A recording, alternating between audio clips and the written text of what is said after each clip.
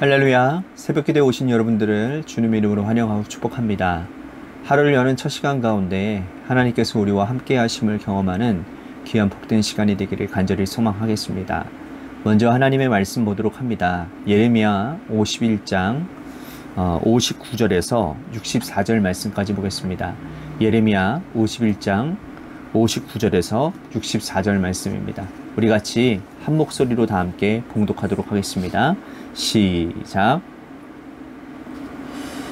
유다의 시드기야 왕 제4년에 마사야의 손재 네리야의 아들 스라야가 그 왕과 함께 바벨론으로 갈 때에 선지자 예레미야가 그에게 말씀을 명령하니 스라야는 병창감이더라.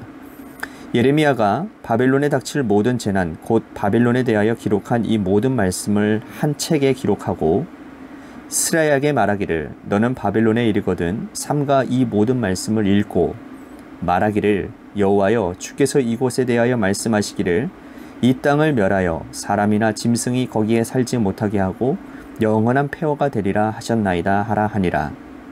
너는 이 책 읽기를 다한 후에 책에 돌에 매어 유브라데 강 속에 던지며 말하기를 바벨론이 나의 재난 때문에 이같이 몰락하여 다시 일어서지 못하리니 그들이 피폐하리라 하라 하니라. 예레미야의 말이 이에 끝나니라. 아멘. 백악관을 기도실로 만든 대통령 링컨이라는 책을 보면 위대한 정치인 링컨이 아니라 하나님 앞에서 아름다운 성도 링컨의 모습이 잘 나타나 있습니다. 그 가운데 특히 감동적인 대목은요, 링컨의 어머니와 그가 나눈 대화인데요. 링컨의 어머니는 지혜롭고 굉장히 부드러운 사람이었습니다. 아들 에이브가 어렸을 때 그에게 자연을 보여주며 성경을 읽어주기도 하고 기도하는 법을 가르쳐주기도 했습니다. 하지만 불행하게도 그녀는 아들과 함께 오랜 시간을 보내지 못했습니다. 10살 때에 어머니가 링컨으로부터 떠났기 때문이죠. 어머니는 아들에게 유언을 남겼습니다. 나는 오늘 너에게 이 세상 가장 위대한 선물을 주려고 한다. 내가 읽고 있는 성경을 너한테 줄 텐데 이 성경책은 내가 읽고 또 읽어서 헤어지고 볼 수 없을 정도로 빛바랜 책이란다. 하지만 이 책에는 세상의 그 어떤 보화보다 값진 보물이 담겨져 있단다. 많은 돈보다 넓은 땅보다 아름다운 유산, 위대한 유산인 성경을 많이 읽고 깊게 읽어라. 어린 에이브는 이 어머니의 유언을 듣고 자라서 위대한 대통령 링컨이 되었습니다. 그리고 세상 떠날 때까지 이 어머니의 유언대로 하나님의 말씀을 열심히 읽었다고 해요. 하나님의 말씀은 우리에게 위대한 능력을 가져다주고 힘을 북돋아준다는 것은 여러분 이견이 없습니다. 세상에 소망이 없고 희망이 없다 할지라도 하나님의 말씀 안에서는 희망을 발견할 수 있는 것이죠. 오늘 우리가 읽은 말씀은 하나님의 말씀이 힘이 되고 또 소망이 됨을 가르쳐주고 있어요. 말씀의 배경은 바벨론에 대한 심판 예고입니다. 28절과 29절 말씀에 보면 바벨론에 대해서 심판이 당함을 보고 있습니다. 바벨론을 무너뜨리는 이들은 메대 민족이고 나라는 바사 즉 페르시아였습니다. 어느 누구에도 지지 않을 것 같았던 이 바벨론 제국도 메대, 바사에 의해서 파괴되는 날이 이르게 될 것이라고 하나님이 경고하시고 예언하시죠. 바벨론은 유다를 비롯해서 이 이집트와 블레셋, 그리고 두로와 시돈, 모압과 암몬, 그리고 에돔 등 수많은 민족들을 정복한 강력한 제국이었습니다. 하지만 그들 또한 교만했어요. 그 교만이 하나님의 심판을 부른 것이죠. 41절 말씀에 보면 슬프다. 세상이 함락되었도다. 온 세상에 칭찬받은 성읍이 빼앗겼도다. 슬프다. 바벨론이 나라 가운데에 황폐하였도다. 이 바벨론의 또 다른 이름은 세삭입니다. 그들은 자기 위에 다른 이가 없다고 여겼고 하나님이 사용하시는 진노의 몽둥이였지만 하나님의 도구로 생각하지 않았다는 것이죠. 그래서 하나님의 칼날이 그 위로부터 떨어져서 그들을 삼키게 될 것이라고 이미 경고하셨습니다. 하나님은 이처럼 교만한 자들을 삼키시는 분이십니다. 하나님은 보복하시는 하나님이시고 반드시 교만한 자들을 보복하신다라고 56절에 말씀을 합니다. 그들은 하나님의 손에 잡힌 막대기였지만 스스로 교만해져서 정복한 나라들을 함부로 다루었습니다. 제가 지난주 주일날에도 말씀드렸죠. 역사 가운데서 함부로 완악하게 포악하게 행했던 민족들은 영존하는 법이 없었습니다. 하나같이 다 멸망했습니다. 하나님은 그러한 교만함을 철저하게 심판하신다라는 것이죠. 그러한 바벨론 민족들을 가만두지 아니하시고 보복하시겠다라고 말씀하셨고 또 그렇게 하셨던 것이죠.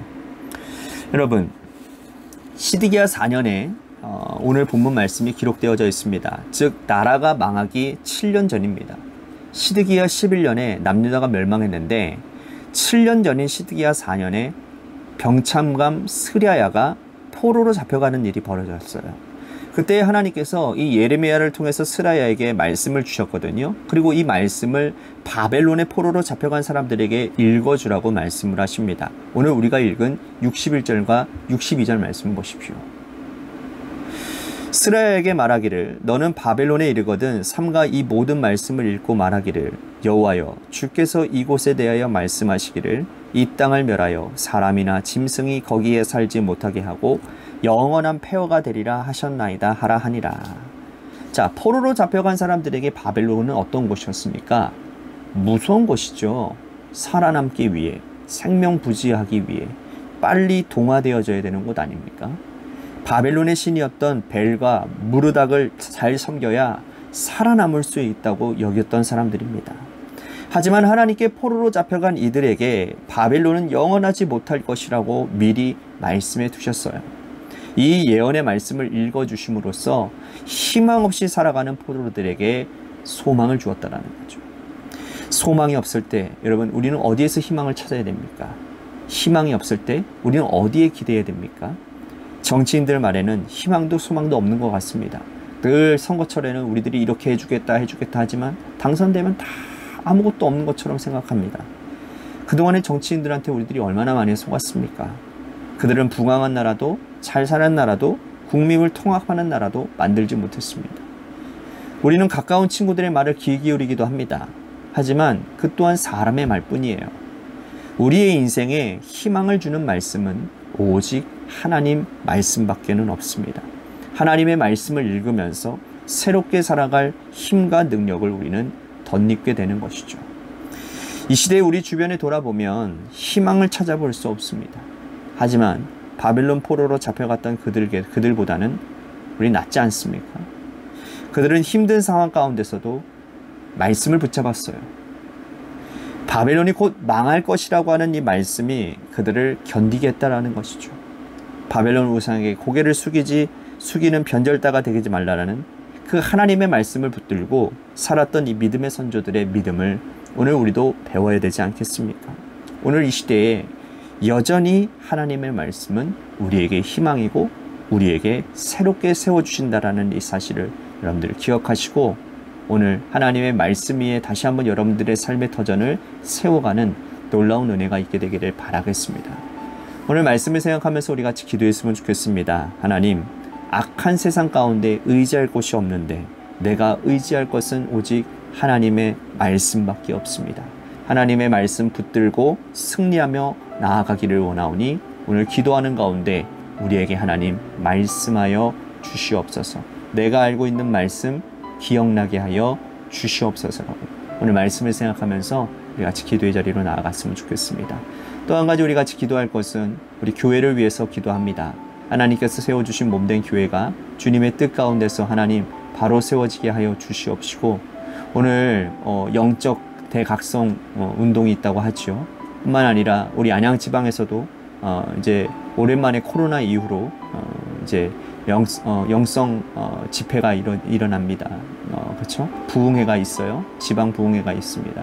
여러 모양으로 우리들이 참 많은 은혜가 하나님이 준비해 놓으신 것 같은데 이러한 은혜의 자리 가운데서 우리 성도들 한 사람 한 사람들이 영적으로 바로 서게 하여 주시고 또한 그래서 바로 선 한 사람 한 사람들이 주님의 교회를 바로 세워가고 건강한 기준으로 건강한 말씀으로 주님의 교회를 세워가는 은혜가 있게 해달라고 우리 같이 교회를 위해서 기도했으면 좋겠습니다. 재개발 가운데 놓여져 있는 교회를 위해서도 간절히 기도해 주시기를 바라고요. 또한 육신의 질병으로 고통당하는 사람들이 많이 있습니다. 홍정렬 지사님을 위해서 또한 김재현 지사님을 위해서 또한 여러 사람들을 위해서 우리 같이 기도했으면 좋겠고요.